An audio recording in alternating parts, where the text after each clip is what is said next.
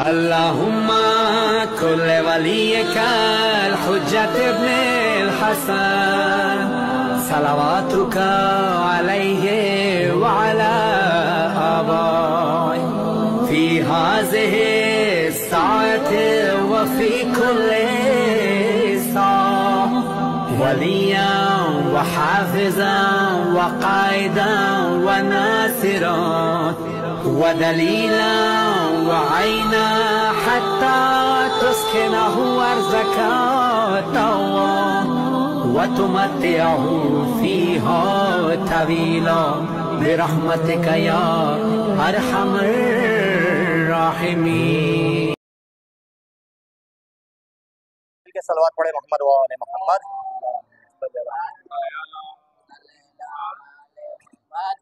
औज़ु बिल्लाहि मिनश शैतानिर रजीम बिस्मिल्लाहिर रहमानिर रहीम व बिही नस्तईन व हुवा खैरुन नासिरीन व मुईन। अम्मा बाद फ़क़द क़ाल अल्लाहु सुब्हानहु व तआला फ़ी मुहकम किताबिहिल मजीद व फ़ुरक़ानिल हमीद व हुवा क़ौलुल हक़। बिस्मिल्लाहिर रहमानिर रहीम इन्नद दीना इंदल्लाहिल इस्लाम। मिलके सलवात पढ़े मोहम्मद व आले मोहम्मद।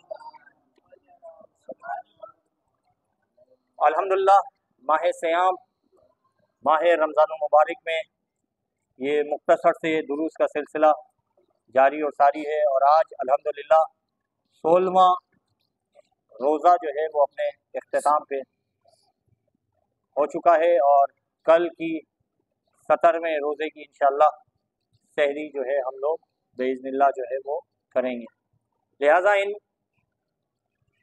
16 दुरूस में जो आपको मुख्तसर शरई अहकाम सिखाए गए बताए गए, आज जो उन्वान है वो मुताहरात है। मुताहरात से क्या मुराद है? मुताहरात किसे कहते हैं?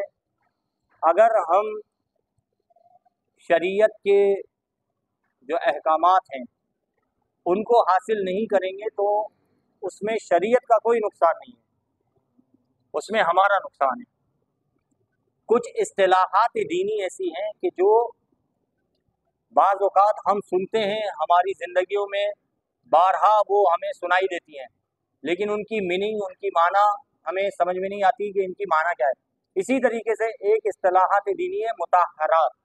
मुताहरात अगर पूछा जाए तो आप क्या बोलेंगे, आप क्या समझेंगे? कहेंगे मुताहरात यानी क्या? अगर पूछा जाए मुताहरात से क्या मुराद है तो आप थोड़ी देर के लिए खामोश हो जाएंगे, सोचने लगेंगे कि मुताहरात यानी पता नहीं। तो आज जो मुख्तसर से दर्स है उसमें हम आपको मुताहरात के बारे में बताएंगे कि मुताहरात कहते किसे हैं और मुताहरात की मीनिंग क्या है और कितने मुताहरात हैं कि जिसके बाद जो है हम अपनी शरई तकलीफ़ को बारगाह खुदावंदी में पूरा करके उसकी रज़ा को, उसकी मर्ज़ी को, उसकी खुशनुदी को हासिल कर सकते हैं।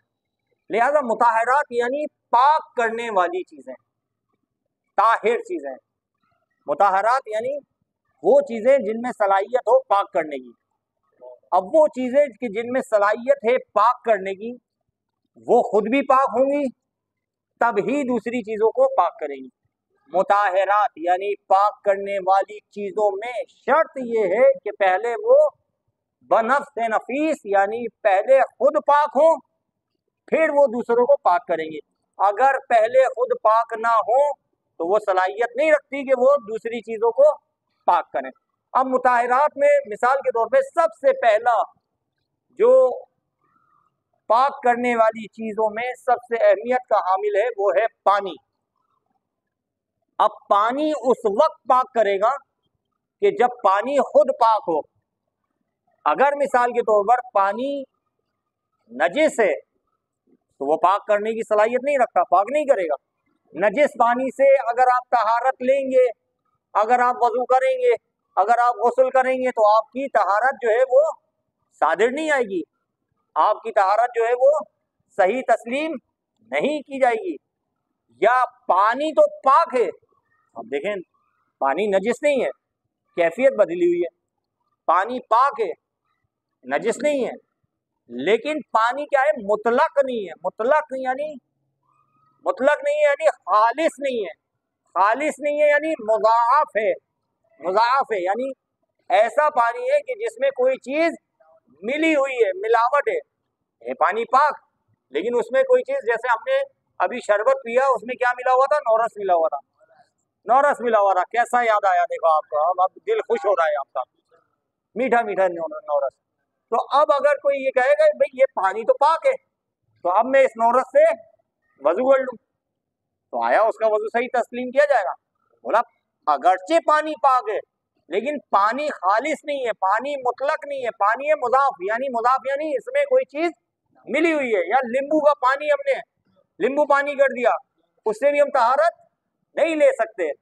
तो पानी उस वक्त पाक करेगा जब वो खुद पाक हो। तीसरी किस्म जो पानी की है, तीसरी क्राइटेरिया जो पानी का पाया जाता है वो क्या है कि पानी मुतलक भी है, पाक भी है, नजिस नहीं है, पाक भी है, लेकिन क्या है, पानी क्या है, गस्बी है। पानी क्या है, गस्बी है, यानी चोरी हुआ किया हुआ पानी है। अब आपके पास पानी पाक भी है, पानी मुतलक भी है, लेकिन पानी क्या है, गस्बी है, यानी चोरी वाला पानी है। तो आया आप उस पानी से तहारत ले सकते हैं, उस पानी से वजू कर सकते हैं, उस पानी से जो है आप गुस्ल कर सकते हैं। कहा कि वो बातिल है, यानी आपके अमाल सारे बातिल हैं। अगर वो चोरी किए हुए पानी से आपने वजू किया या आपने गुस्ल किया या आपने कोई भी इबादत अंजाम दी, तो वो सारी की सारी रायगा चली जाएगी। तो लिहाजा पहली किस्म क्या है कि पानी उस वक्त पाक करेगा कि जब पानी बनफ्से नफी खुद पाक होगा। अगर पानी पाक होगा तो दूसरी चीजों को सलाहियत रखता है कि वो पाक करे। ठीक है, तो मुताहरात में सबसे पहली चीज क्या हमारे पास है? पाक करने वाली चीजों में सबसे पहली चीज हमारे पास क्या है? पानी है। फिर हमारे पास क्या है? जमीन। जमीन भी पाक करती है। जमीन किसको पाक करती है? जमीन कैसे पाक करती है? जमीन अगर आपके पास कोई लाठी है, कोई स्टिक है, कोई डंडी है, और उसकी नोक से आप सहारे से आप जैसे किसी के पास जो है वो स्टैंड होता है, स्टैंड की मदद से लोग चलते हैं।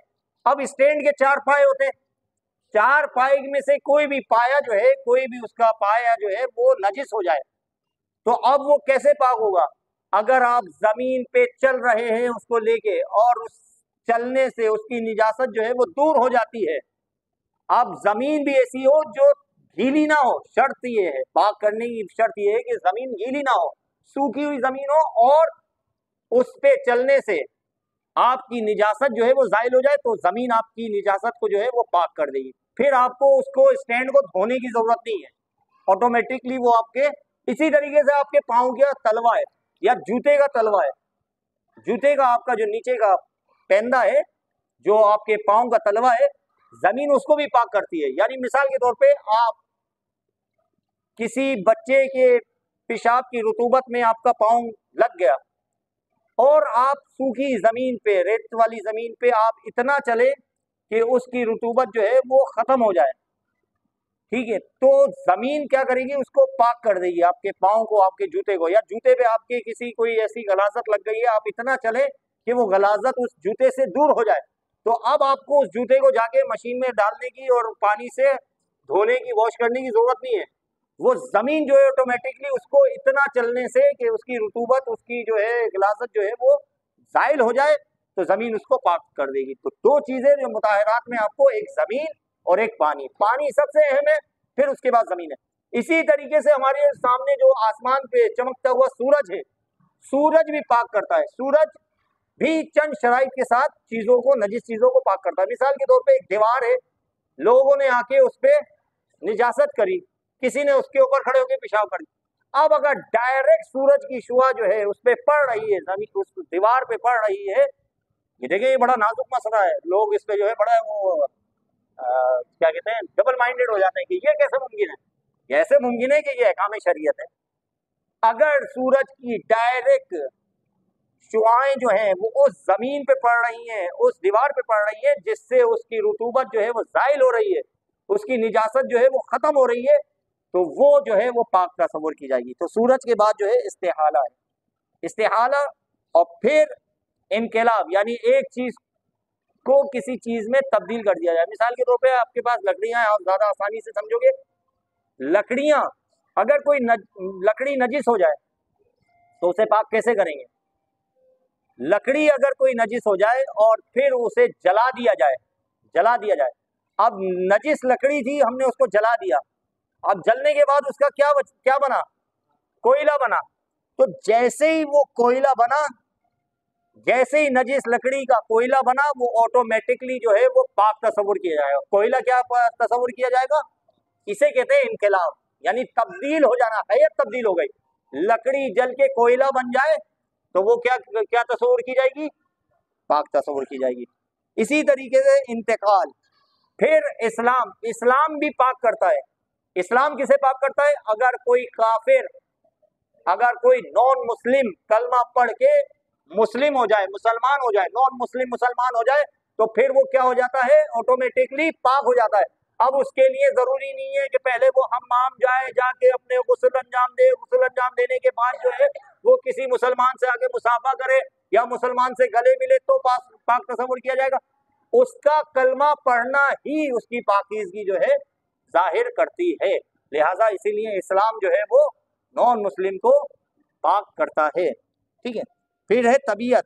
फिर ऐन निजासत का जाहिल होना, यानी अगर कोई निजासत किसी जगह पे पड़ी हुई हो और वो निजासत जाहिल हो जाए, खत्म हो जाए, तो भी वो पाक तस्वुर की जाएगी। निजासत खाने वाले हैवानात का इस्तबरा। बाज हैवानात हैं जो निजासत खाते हैं, बाज जो परिंदे हैं वो भी कभी कभार जो है, जैसे हमारे घरों में मुर्गियां हैं, जो मुर्गी मुर्गे वगैरह होते हैं, वो अक्सर क्या होता है, वो कभी निजासत खाने लग जाते हैं। अब उसके बाद निजासत खाने वाले जो हैवानात हैं या जो परिंदे हैं, अगर उनको इस्तबरा किया जाए, उनको एक मुद्दत के लिए, उनकी एक मुद्दत होती है कि जिस मुद्दत के लिए उसे एक जगह पे बंद किया जाता है और उन्हें पाक गिजा दी जाती है। जब वो गिजा पाक खाएं तो उसके बाद वो पाक तस्वुर किए जाते हैं। यानी वो जानवर, वो परिंदे, अगर मिसाल के तौर पे मुर्गियों को अगर कोई निजासत खाने की आदत हो गई है तो आप उसे डड़बों में बंद करके 3 दिन तक उसे बंद रखें और 3 दिन के बाद जो है आप उसे काट के खा सकते हैं। वो आपके लिए उसका इस्तबरा है, वो पाक हो जाएगी। ठीक है, ऑटोमेटिकली। मुसलमान का गायब होना। अगर मुसलमान कोई ऐसा है जो गायब हो जाए तो वो भी जब वापस आ जाए तो उसे पाक ही तस्वुर किया जाएगा। ऐसा नहीं है कि इंसान ये सोचे कि भाई अब ये गायब हो गया था, इसने कुछ फेल अंजाम दिए या ये मुर्तिद हो गया या काफिर हो गया, तो ये अलग मैटर है। ज़िबा किए गए जानवर के बदन से जो खून निकलता है वो भी पाक तस्वुर किया जाता है। जब इंसान हलाल जानवर को ज़िबा करता है तो आपने देखा होगा कि उसके गोश्त में कुछ खून रहता है, जो उसकी बॉडी होती है, जो उसका गोश्त होता है, उसमें खून बाकी रह जाता है। तो ये खून जो है इंसान, अगर इंसान इसको इसके अज्जा से टच हो जाए, मस हो जाए, और वो खून जो है ज़िबा किए हुए जानवर का उसके कपड़ों पे लग जाए तो वो भी पाक तस्वुर किया जाएगा। यानी वो नजिस नहीं होगा, क्योंकि वो हलाल जानवर के ज़िबा करने के बाद जो खून उसका बाकी रह जाता है उसके बारे में अहकामात है। तो ये मुख्तसर से मुताहरात हैं कि जिसको अगर हम याद करें और इस पे हम अमल करें तो हमारे आमाल जो हैं वो सही तरीके से बारगाह खुदावंदी में शर्फ कबूलियत पाएंगे। और अगर हम इन आमाल को बजा लाएं और मुताहरात को हम मद्देनजर नहीं रखें, हम इस पे तवज्जो ना दें, तो हमारे आमाल जो है वो नाकिस करार दिए जाएंगे। तो हम अपने आमाल को सही करने के लिए ज़रूरी है कि अहकाम शरिया को हासिल करें और शरई मसाइल को ज़्यादा से ज़्यादा इल्म के ज़रिए से हासिल करें। दुआ करेंगे मोहम्मद वाले मोहम्मद हमारे इस मुख्तसर दर्स को अपनी बारगाह में शर्फ कबूलियत अता फरमाए और हमारे रोज़ों को, हमारे मुख्तसर सी इबादतों को अपनी बारगाह में कबूल मकबूल अता फरमाए। बार में आका इमाम ज़माना के ज़हूर में ताजील फरमाए। सलवात पढ़े मोहम्मद वाले मोहम्मद।